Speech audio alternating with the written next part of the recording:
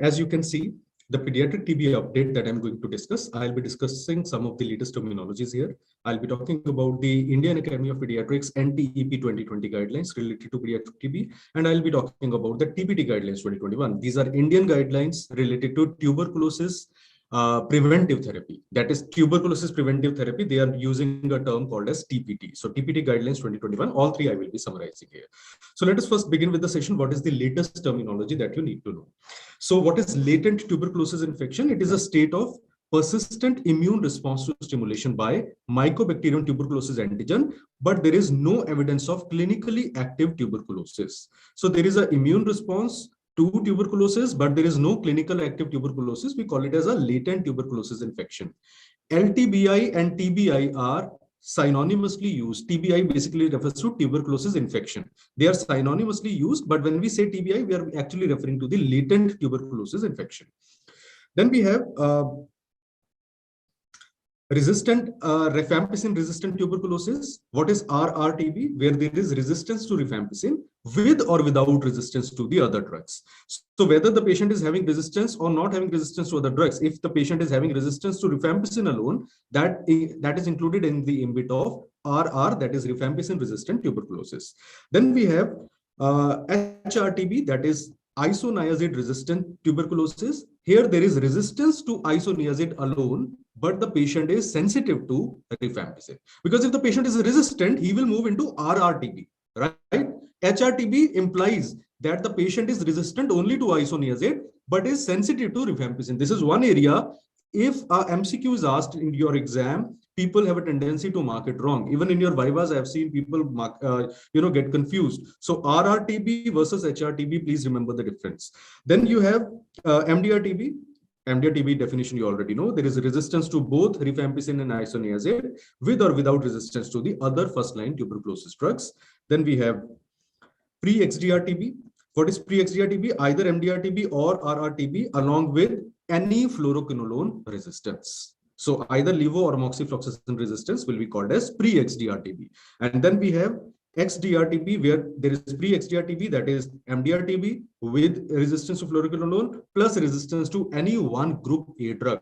The two group A drugs which are included in this, they include either bedaquiline or linezolid or both of them. So these are the terminologies that you are supposed to remember for your exams, not only entrance exam, but also for practice, or if you've still not sit in your final viva, you will be asked questions related to this. So this is the first thing, that is the latest terminology.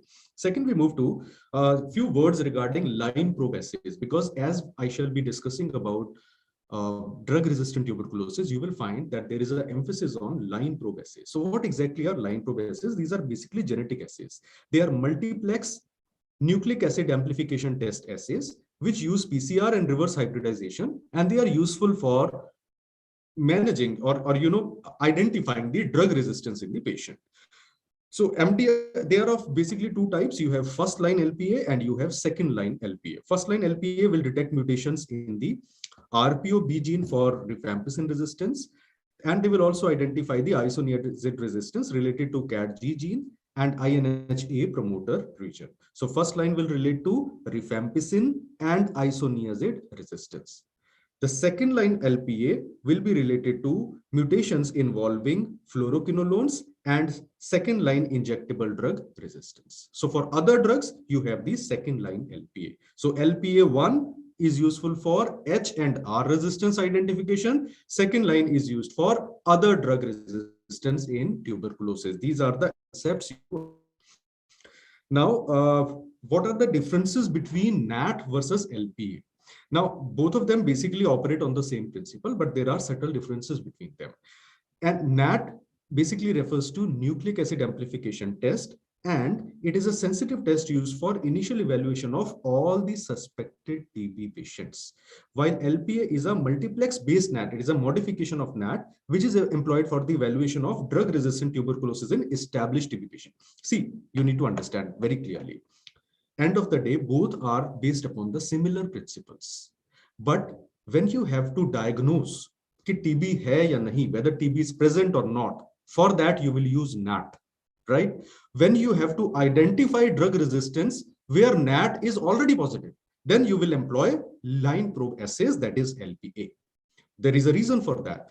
NAT has a turnover time around time of 2 hours. So in about 2 hours, you will get the desired outcome. Whereas for LPA, the turnaround time will be 3 to 4 days. Then you will find that NAT has a overall higher sensitivity only for making diagnosis. Only for making diagnosis, LPA has a lower sensitivity, but it is useful mainly for identifying patients where you know the diagnosis, but you want to see for the resistance to anti-tubercular therapy. So these are the differences between NAT versus LPA. So let us move towards diagnostic algorithm for pediatric TB, how you are going to make the diagnosis in childhood. So IAP and TB 2020 guidelines. If you try to Google this, you will find a PDF file. You can read the PDF file. You are supposed to read. In this guideline, you will also find that there is a huge, lengthy, complicated flowchart which is given. So I'll be discussing that flowchart, but I'll try to make it as simple as possible and also try to explain. I'll take full 5-7 minutes explaining that, making it so that you understand the easy way to remember this. So what are the diagnostic algorithm? Let us try to make. I'm changing the screen and going towards the writing pad.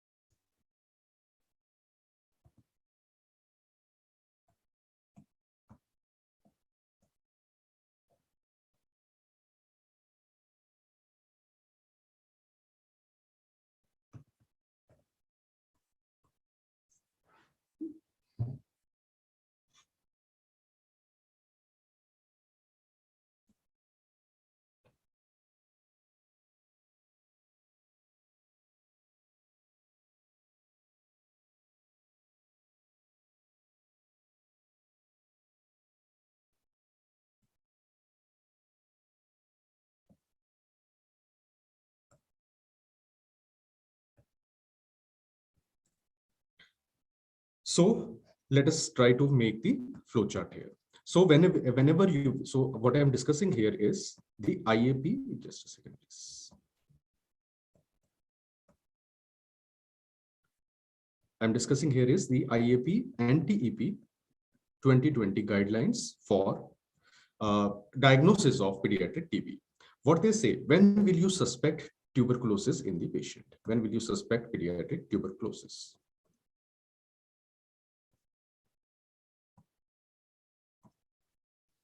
So if the patient is having any persistent fever,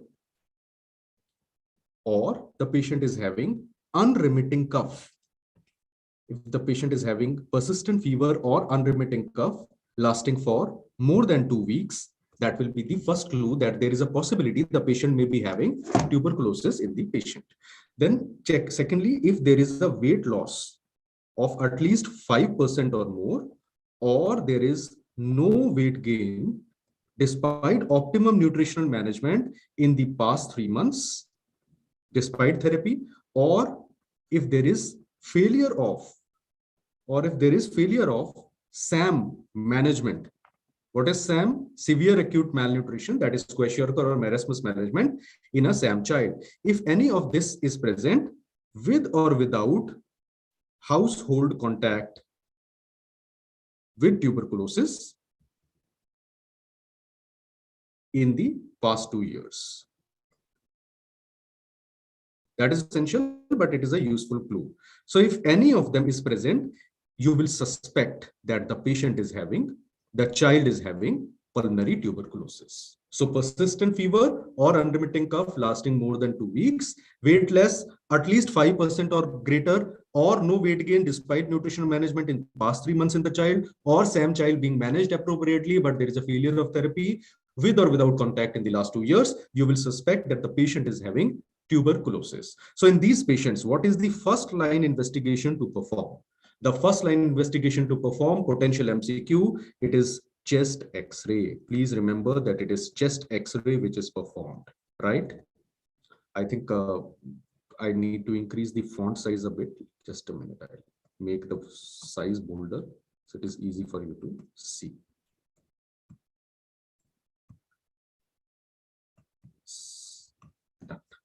So when you do chest X-ray, you will have three possibilities. First possibility will be that the chest X-ray is highly suggestive, right? Second possibility will be that the chest X-ray is showing non-specific shadows on the chest X-ray. And third possibility will be chest X-ray is normal, right? Now, if there is a normal chest X-ray, what you are going to do in these patients?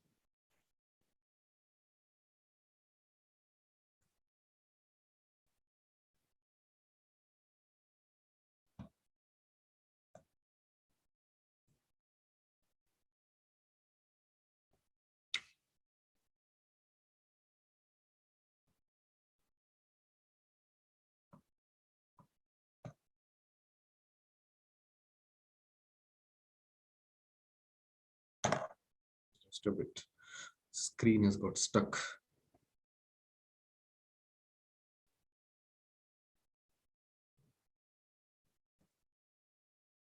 Yeah.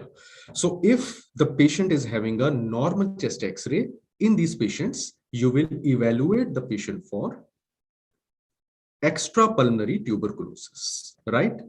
And you will consider if there is still a strong suspicion for pulmonary tuberculosis in the child, you will consider either CECT of the chest or you will consider referral to the higher center, right?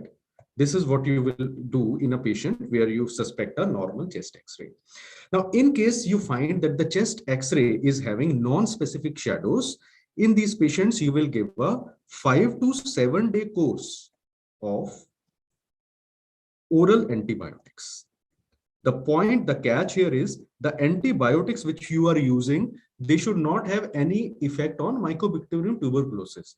The commonly used antibiotic course in these patients is amoxicillin or amoxiclav.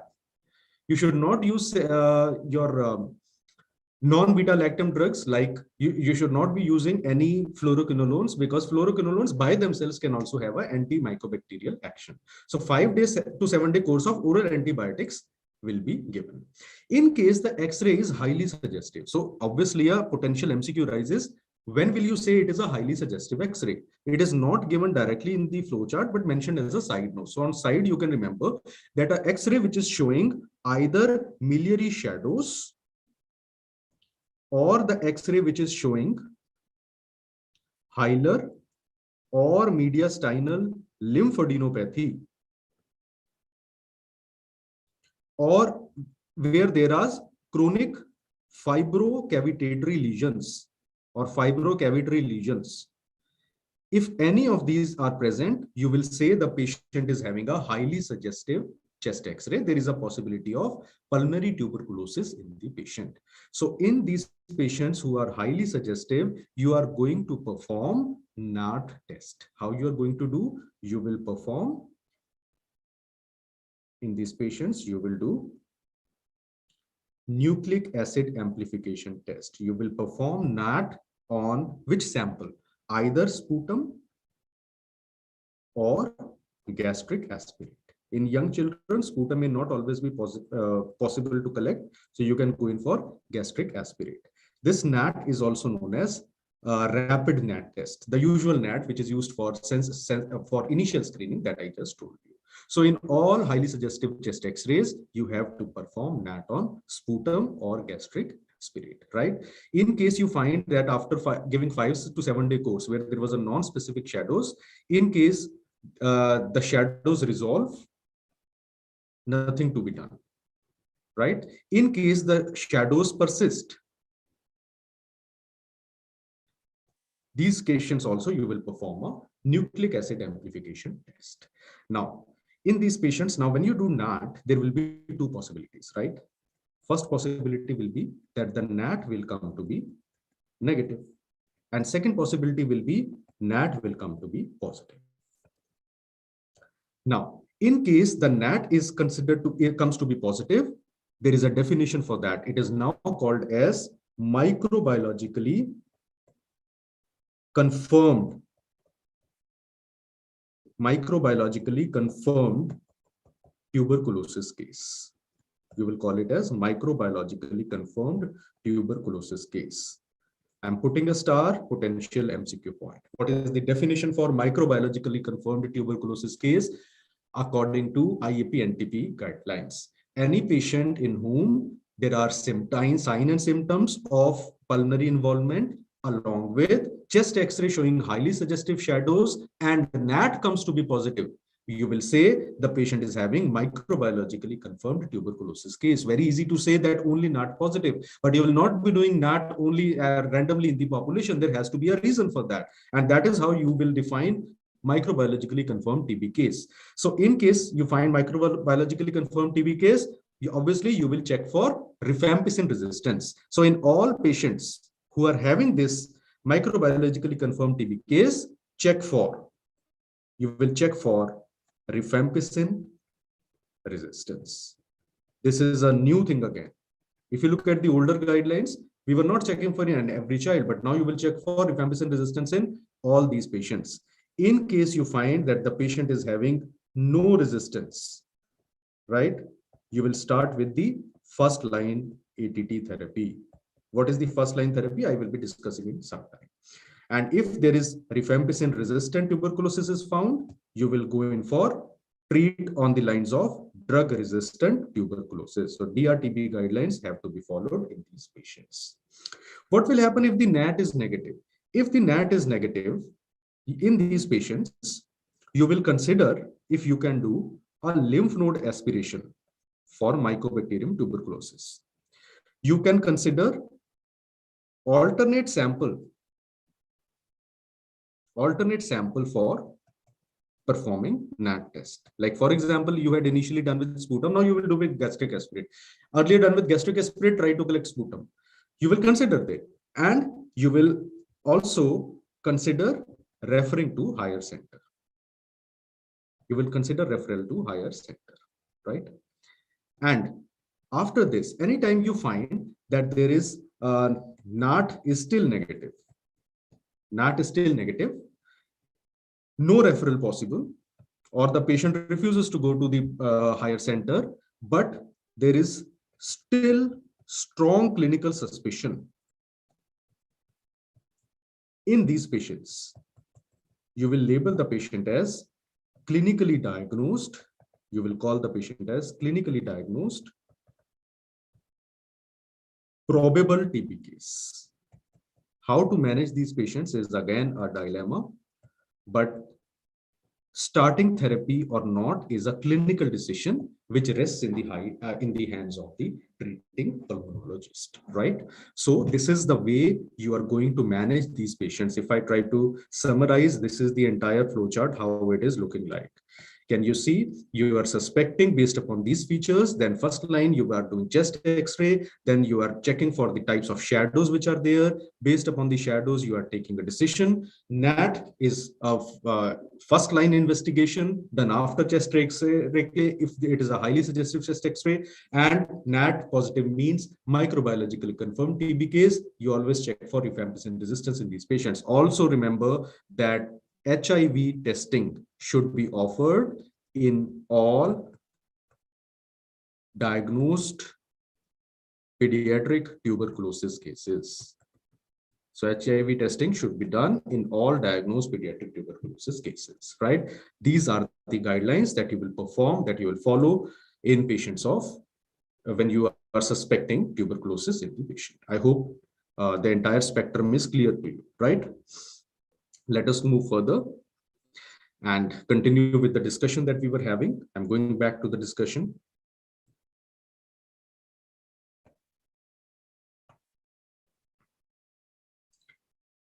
In the discussion, the key points that you need to remember are the following: that The latest IAP and TEP 2020 guidelines now follow the principle of universal drug sensitivity testing, that is UDST. So any microbiologically confirmed positive case, you have to check for at least one drug, that is rifampicin resistance. That is why UDST principle is being followed. So you may be asked about what is UDST principle.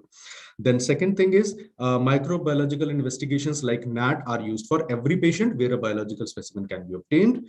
NAT has a higher sensitivity than smears, but can still miss out some paucibacillary cases. And you know that pediatric tuberculosis is paucibacillary. Thus, a negative NAT will not rule out active TB in the patient. Then chest X-ray continues to be used as a screening test, and rifampicin resistance testing is done as a routine test in all microbiologically confirmed NAT positive cases during initial evaluation, right?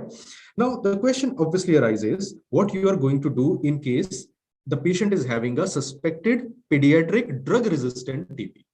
In a drug-resistant TB, what exactly are you going to do? Let me try to form a very brief flowchart here itself. So let me just try to show you. I'll make in the empty space here itself because it's a relatively easy chart to make, right?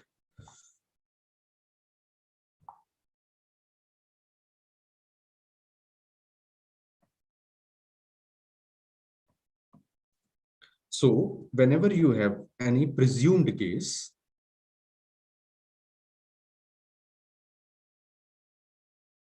whenever you are having any presumed case of drug-resistant tuberculosis, any presumed drug-resistant tuberculosis case, what you will do in these patients? In all of these patients, you will perform initial, again, NAT test, or if NAT is not available, you will go in for MGIT culture testing. What is MGIT? MGIT stands for Mycobacterium growth indicator tube. It is a type of liquid culture medium which is useful for drug-resistant tuberculosis patients. So after doing NAT or MGIT culture, you will look for rifampicin resistance. You will look for rifampicin resistance in the patient. Now there will be two possibilities. Either it is rifampicin resistant tuberculosis or it is rifampicin sensitive tuberculosis. In case it is rifampicin sensitive tuberculosis, you will perform first line LPA. You will perform first line LPA. I've already told you first line LPA will check for H and R resistance. And you will have two possibilities. It is H sensitive, that is isoniazid sensitive, and second possibility, it will be H resistant. So you will have two categories getting formed. How to manage these patients? Management of DRTB, I will be discussing separately. In patients of RRTB, you will be doing the second line LPA, line progressive. So you will have two possibilities. You will have fluoroquinolone as well as second line injectable sensitive patients, and those which are having fluoroquinolone or SLI resistance. So these are the four categories which will be getting formed in these patients. This is the flowchart which is mentioned in the IAP and TB guidelines also, and MCQs can be framed based upon this. This was done. What is the next step in the evaluation? This is how you are going to evaluate these patients. So after you evaluate these patients, what you will do in these patients next is we'll come to the management of pediatric guidelines. So how we are going to manage? So you will have broadly two categories: sensitive patients, those who are not having any resistance, first line therapy, and resistant patients with subcategories with according to the type of resistance. So first of all, the most common thing we'll be discussing, that is rifampicin sensitive pediatric tuberculosis, right? There is no resistance at all. So we were not suspecting any drug-resistant tuberculosis. So what are the regimes that you're going to follow? So on one side, you have the type of patient, other side, you have the regime. So first category, any new microbiologically confirmed pulmonary TB, any new clinically diagnosed pulmonary TB, any new microbiologically confirmed extrapulmonary TB, any new clinically diagnosed extrapulmonary TB, which includes categories like previously treated TB,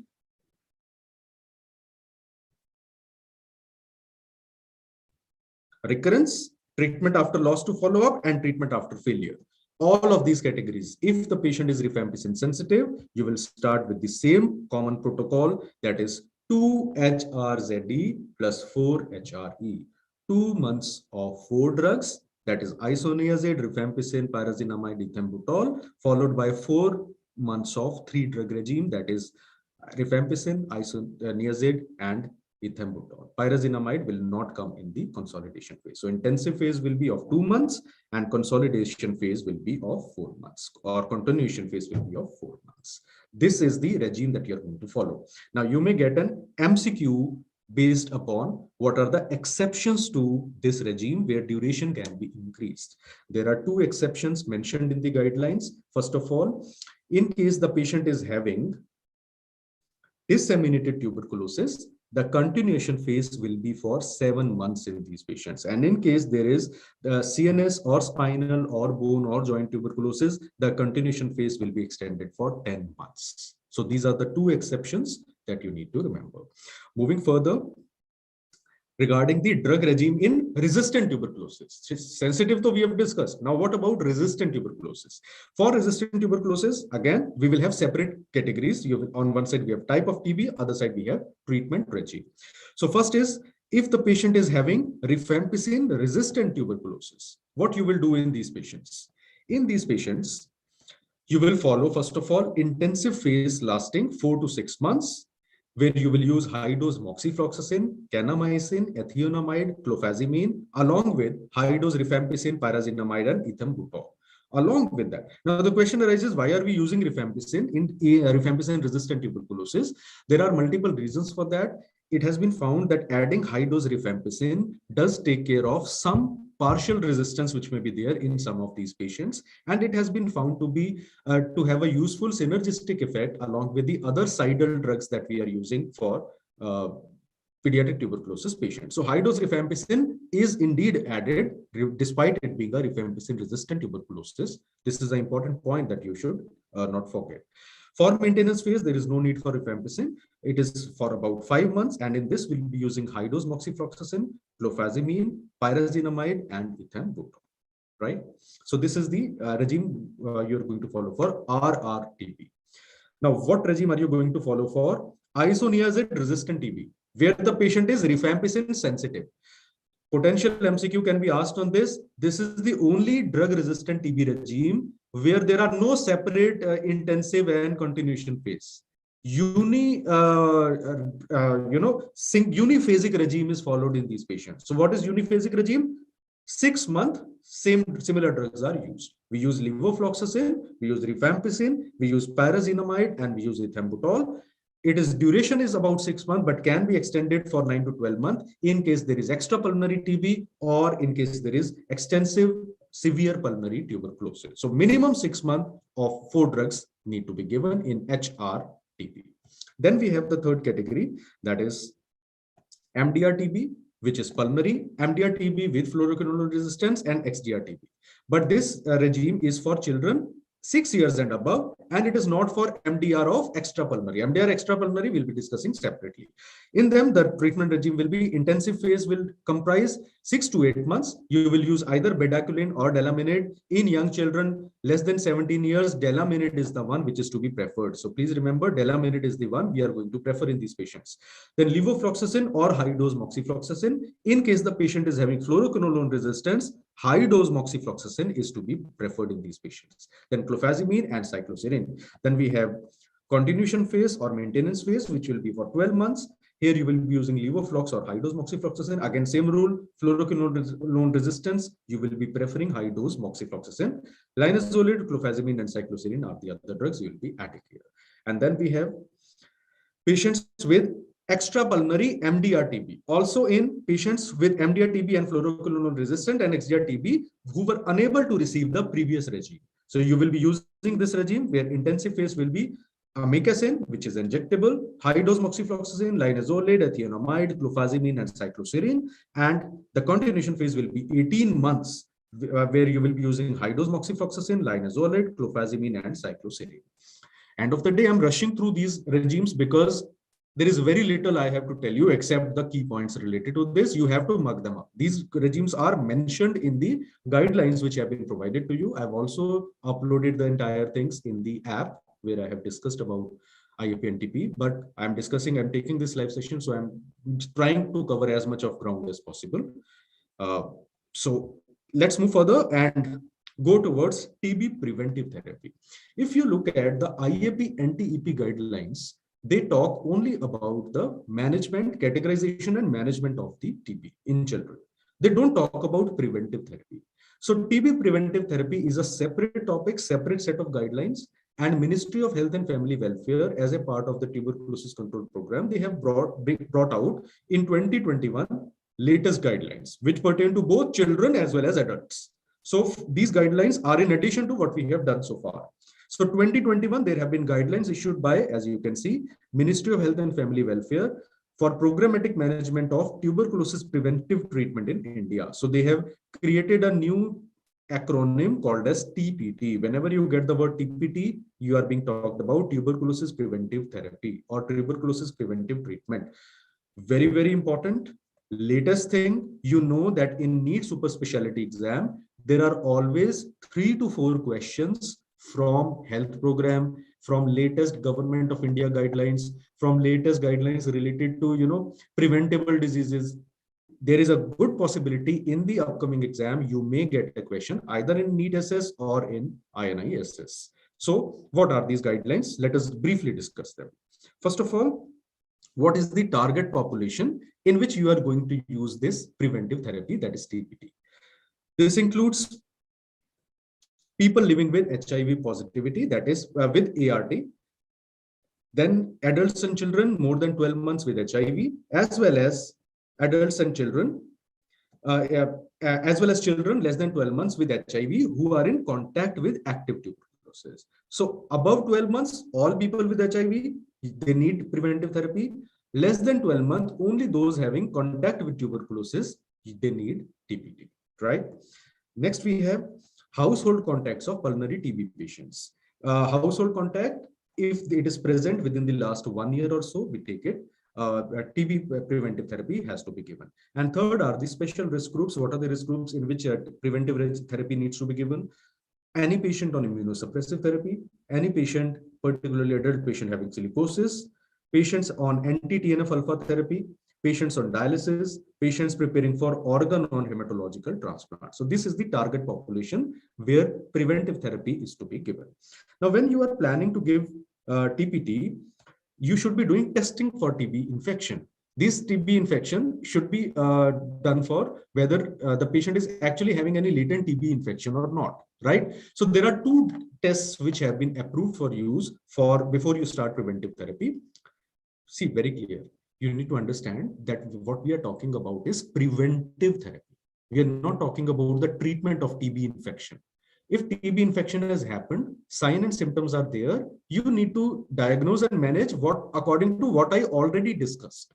Both are treatment part. This is what we are talking about. The patient is not having any clinical features, but there are specific risk groups. So how you are going to identify TB infection and then going to prevent it. This is what is being talked about. So please keep the 2 set of guidelines separate. They are separate scenarios being discussed.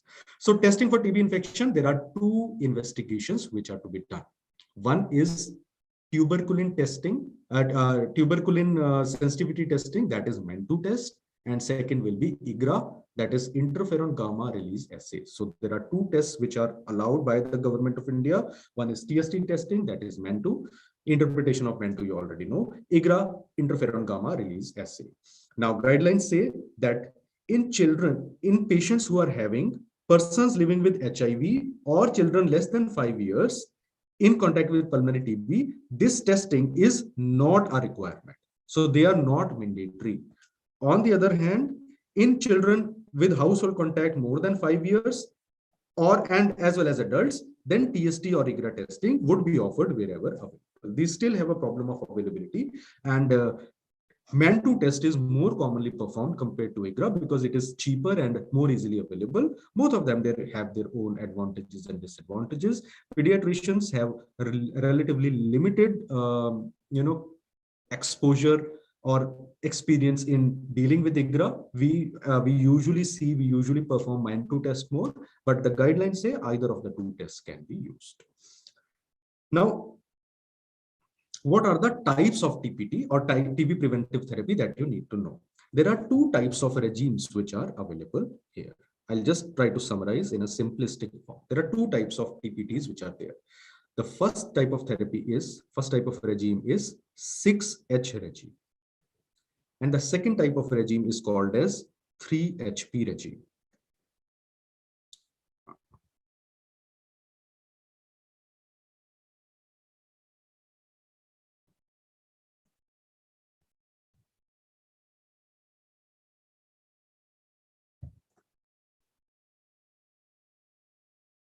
Just got zoomed in a lot.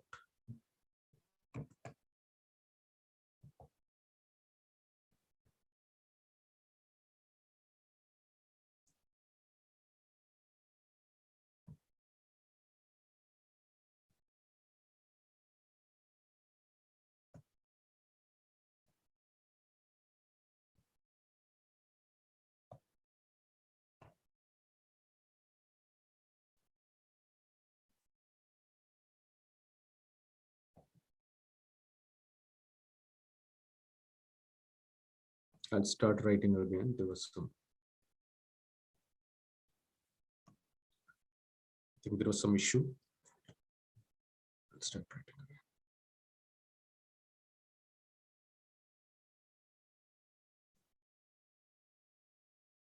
again. So there are two types of regimes which are available. Two types of regimes are available as preventive therapy. First regime is called as 6H regime. And second regime is called as 3HP regime. What is the difference between them? 6H basically refers to the common one, which you already know, 6 months of. So it includes 6 months of daily isoniazid therapy, monotherapy.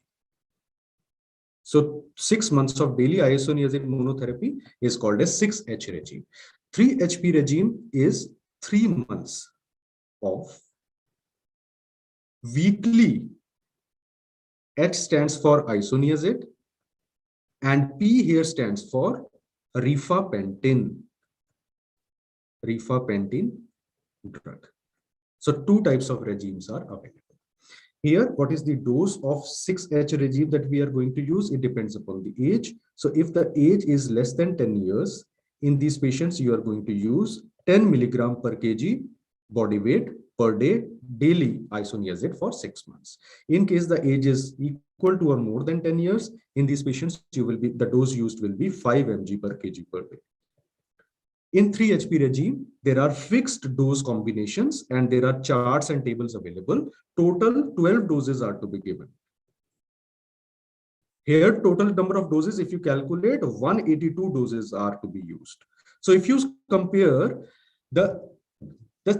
both of them are going to be equally effective, but the compliance is going to be better in 3HP regime. Why? It is going to have better compliance because the number of doses is only 12. Here, there are chances of missing the dose because the number of doses is 182. But still, 6H is more commonly used in these patients. So the question arises, why is 6H more commonly used?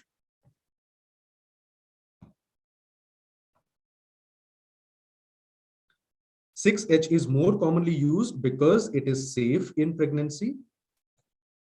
It is safe in patients receiving ART, antiretroviral therapy, because rifampicin is an enzyme inducer and it can alter the drug levels of all these drugs which you are using in against HIV. So it is safe in pregnancy, it is safe in ART, and it has more experience.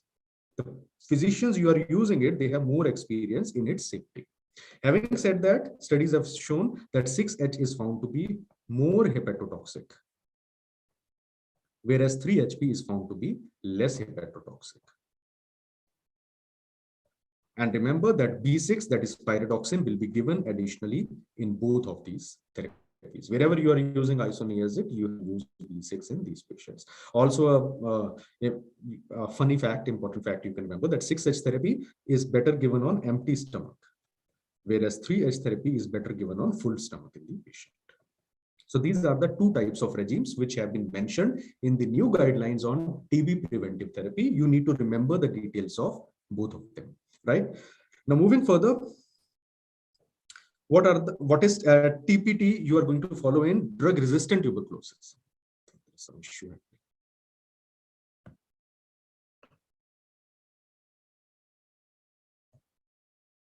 So what is the TPT you are going to have in drug-resistant tuberculosis? Two regimes are available.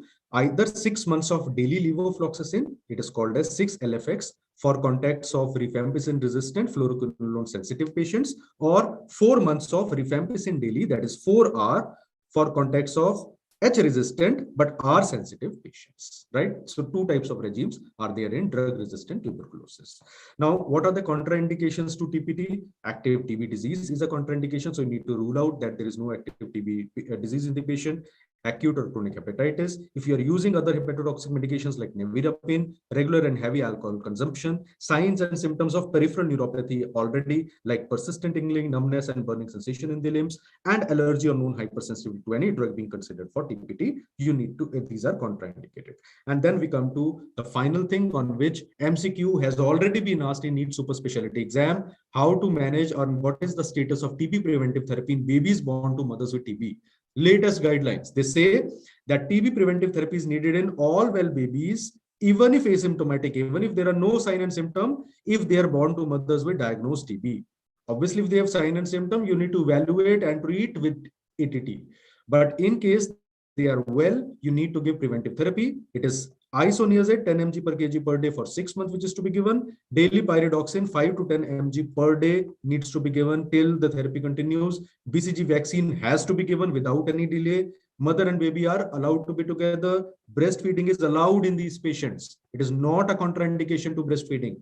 Mother needs to use face mask and follow cough etiquette so that through pulmonary route, she does not transmit the infection to the baby.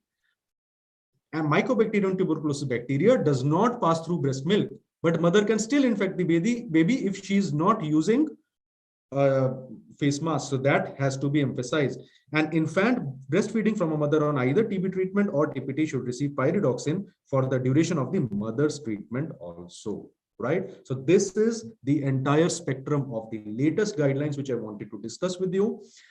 This is like a tip of the iceberg, but it is that tip of iceberg which you must not miss. So what I've tried to discuss are the important guidelines pertaining to terminologies, meaning of various terms, IAP NTEP 2020, how you are going to approach a child, how you are going to diagnose, what are the latest treatment regimes, and then I have talked about the TB preventive therapies, all in a single video. Do not miss this video. This will go on later on the YouTube also. So listen to it, make your notes and revise it along with the guidelines which you already have taken from Google or taken from multiple sources.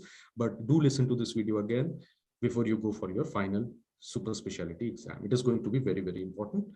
Anything, if you have been unable to understand, you're most welcome to ask about it again. I'll take up in the next live session. I'll plan to have more live sessions discussing key important topics similar to this. So Prerna is asking, sir, for babies born to mothers with TB, the same phrase to follow both pulmonary and extrapulmonary? Yes, Prerna. There is no distinction between these which has been given.